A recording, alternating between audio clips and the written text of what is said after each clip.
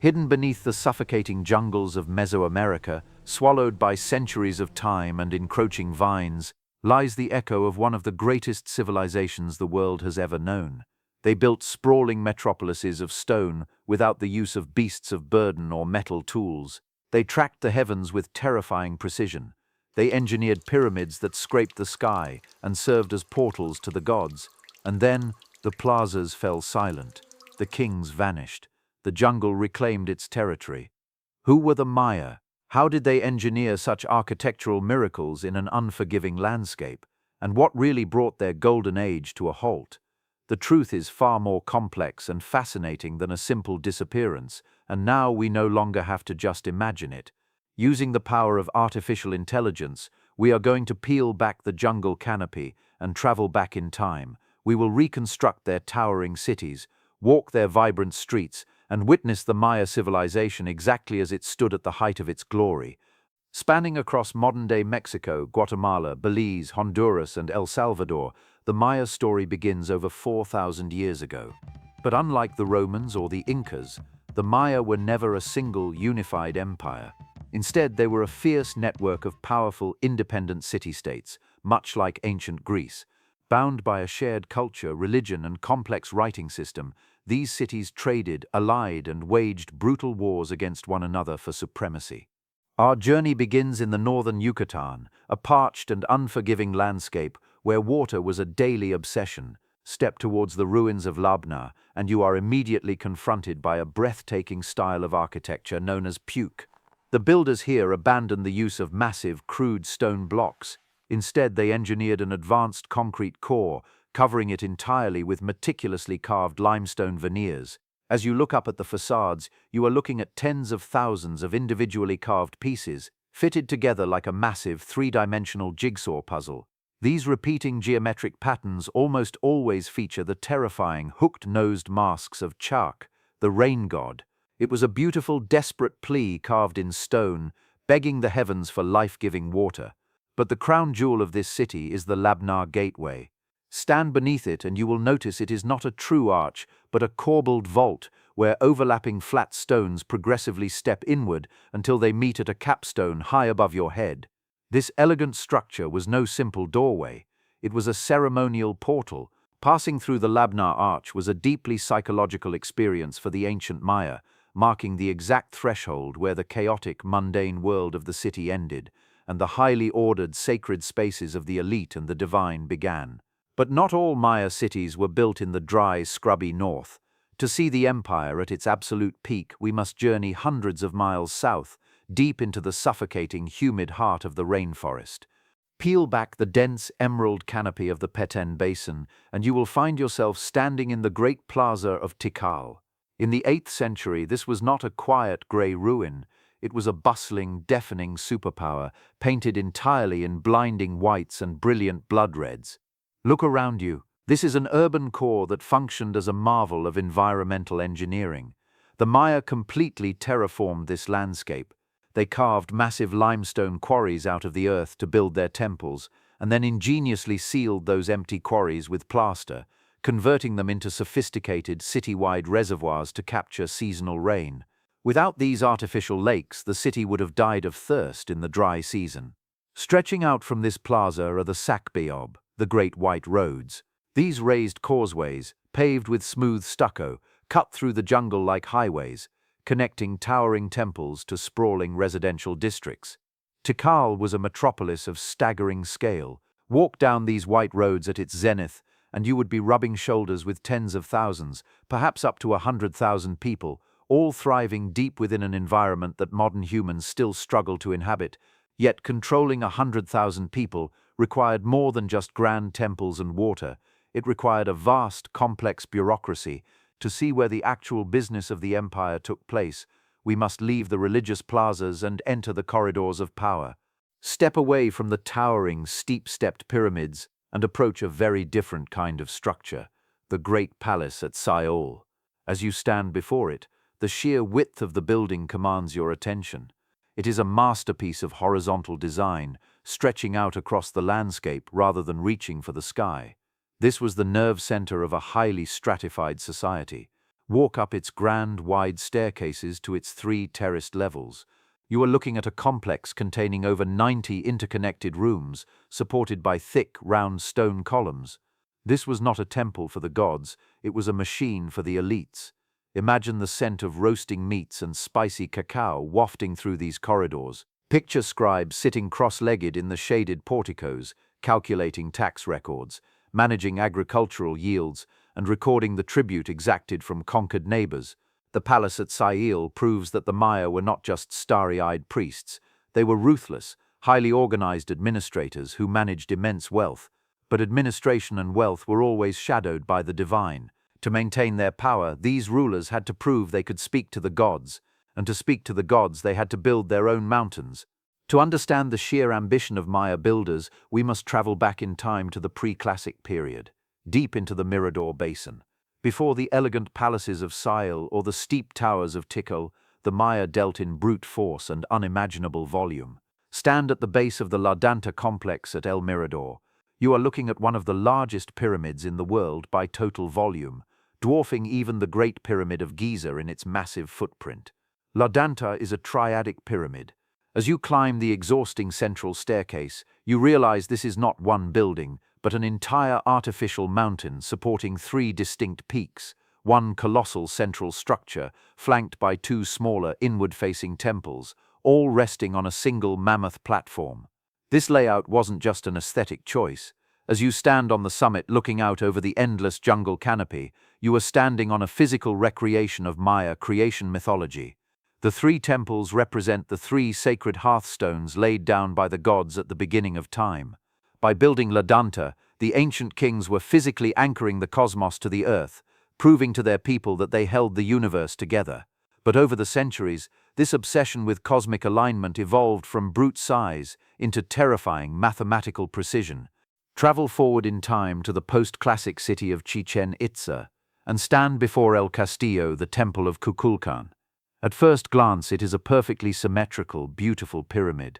But as you walk around its base, you begin to realize you are not looking at a building. You are looking at a monumental stone machine. El Castillo is a masterclass in astronomical engineering. Count the steps. There are 91 steps on each of its 4 sides. Add the final top platform, and you get exactly 365, the number of days in the solar year. But the true genius of this structure reveals itself only twice a year. Stand in the plaza on the afternoon of the spring or autumn equinox. As the sun begins to set, the angle of the light strikes the terraced corners of the pyramid. Slowly, a jagged, undulating shadow is cast against the western balustrade, perfectly aligning with a massive carved stone snakehead at the bottom of the stairs. The Maya engineered a building so precise that, twice a year, a massive serpent made of light and shadow appears to slither down from the heavens to the earth. Walk just a few hundred yards northwest of El Castillo, and you enter a long, intimidating corridor of stone, the Great Ball Court. With towering vertical walls stretching longer than a modern football field, you immediately feel small, enclosed, and exposed. This was the grandest stage for Pocketok, the ancient Mesoamerican ball game. Stand in the center and imagine the deafening roar of thousands of spectators. Players wearing heavy protective padding of wood and leather threw themselves to the stone floor, using only their hips, knees, and elbows to strike a solid rubber ball that weighed up to 8 pounds. The goal was to keep it in play, or against all odds, drive it through the small carved stone hoops set impossibly high on the walls. But to the Maya, this was never just a sport. Rooted in their sacred text, the Popol Vuh, the game represented the mythical battle between the hero twins and the lords of death. Playing in this court was a proxy for warfare. It was a high-stakes religious ceremony where political disputes were settled and where the final whistle carried ultimate consequences. For the elite captives forced to play, losing and sometimes paradoxically winning ended in a brutal ritual decapitation right on this very floor, their blood offered to appease the gods. Death, and the terrifying journey into the afterlife, was an ever-present reality in the Maya world. In fact, some cities designed their buildings to take you there while you were still breathing. Journey to the Campeche region of the Yucatan Peninsula, and you will encounter the Chenes architectural style. Approach a temple here, and the hair on the back of your neck will stand up. The facades of these buildings are overwhelmingly intricate, completely covered in twisting stone carvings. But your eyes are immediately drawn to the focal point, the doorway. The builders carved the entrance to resemble the gaping fanged maw of the earth monster Itzamna. Huge stone teeth flank the sides, and a prominent stone nose juts out above your head. To walk through these doors was an act of extreme spiritual bravery.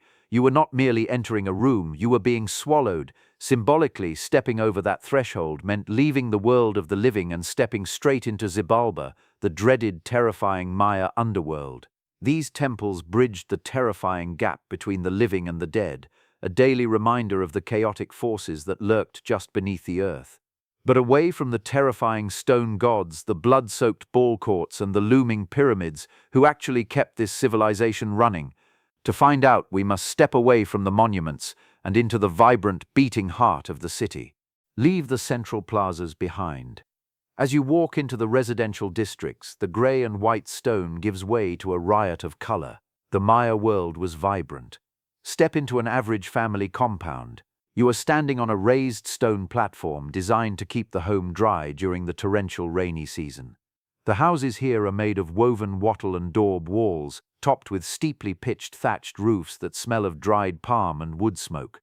Extended families lived in these clusters, all facing a shared central courtyard. This was the true center of Maya life.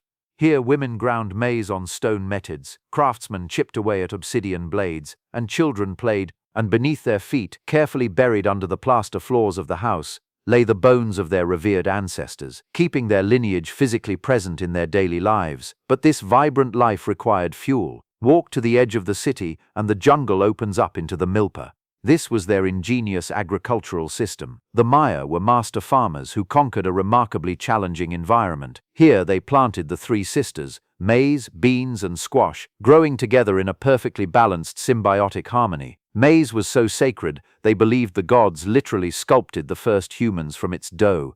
This immense agricultural surplus fed the bustling urban markets, where traders haggled over jade, salt, and precious cacao beans, a commodity so valuable it was used as physical currency. And it was this immense wealth that bought the Maya their greatest luxury, the time to think. Follow the wealth of the markets back into the elite centers and stand before a building unlike any other, El Caracol at Chichen Itza. With its round, crumbling tower sitting on a rectangular platform, it looks startlingly like a modern observatory, and that is exactly what it was. Climb the spiral staircase inside and look through the narrow viewing windows.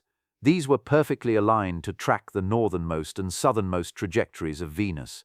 The Maya were deeply obsessive scholars. Sitting in rooms like this, observing the heavens with the naked eye, they calculated the solar year to within 1,000th of a decimal point of modern science. Travel back to the great southern powerhouses, to places like Tikal, Copan, and Palenque in the 9th century. Stand in the plazas now, and something is terribly wrong. The bustling markets are empty. The kings have stopped carving stelae. Construction on the great temples has completely ceased. Within a few generations, these massive cities, which housed tens of thousands, were abandoned to the creeping vines. What happened? When you look closely at the environment around these ruins, the story of the classic Maya collapse reveals itself as a devastating systems collapse, a perfect, catastrophic storm. Overpopulation had pushed the fragile jungle to its absolute breaking point. To build those magnificent white stuccoed pyramids you saw earlier, they had to burn mountains of limestone, requiring massive, unchecked deforestation. Without the trees, a natural climatic shift was exacerbated, plunging the region into a crippling multi-generational drought. The ingenious reservoirs dried up, the milpas failed. When the kings, the divine intermediaries who promised the rain, could not bring water, their authority shattered. The silence of these ruins was preceded by a cascade of brutal, desperate warfare as city-states fought to the death over dwindling food and water. Ultimately, the common people simply walked away, leaving the massive stone monuments to be swallowed by the canopy. But the silence of these southern ruins is deceiving. Here is the greatest misconception of all. The Maya did not disappear. They simply migrated, adapted, and survived. Even today, over 6 million Maya people live across Mesoamerica, speaking their ancient languages and planting their milpas, just as they have for millennia. The jungle did not destroy the Maya, It preserved them. Beneath every vine, beneath every root, lies the undeniable echo of a people who mastered stone, the stars, and time itself. The Maya were never lost. We simply forgot where to look.